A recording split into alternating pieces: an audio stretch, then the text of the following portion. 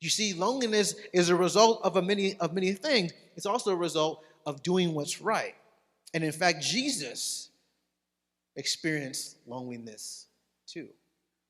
Jesus experienced loneliness, the complete, most perfect being, when he came down to earth, didn't find many people that could relate to him.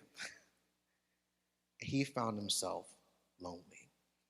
As Jesus says here in Matthew 8:20, as people were being attracted to him and drawn to him and wanted to know who he was and where did he come from and where is he going, he said, but Jesus replied, foxes have dens to live in, and birds have nests, but the Son of Man has no place even to lay his head.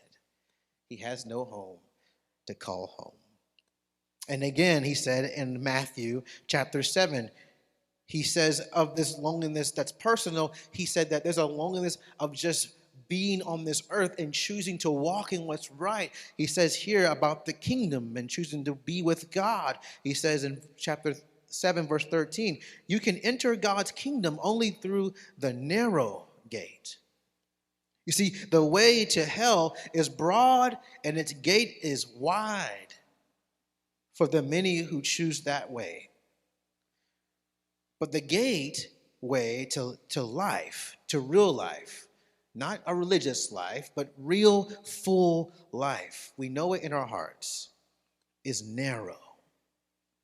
And the road is difficult to get there.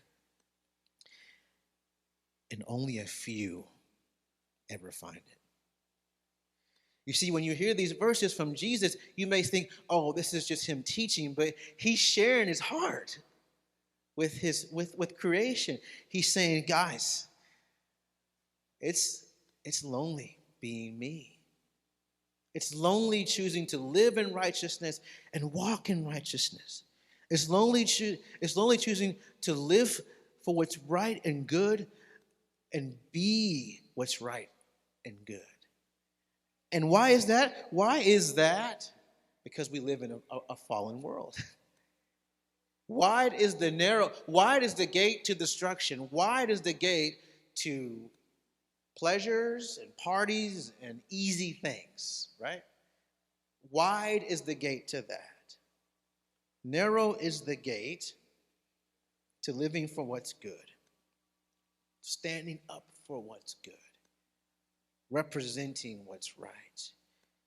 And very few find it.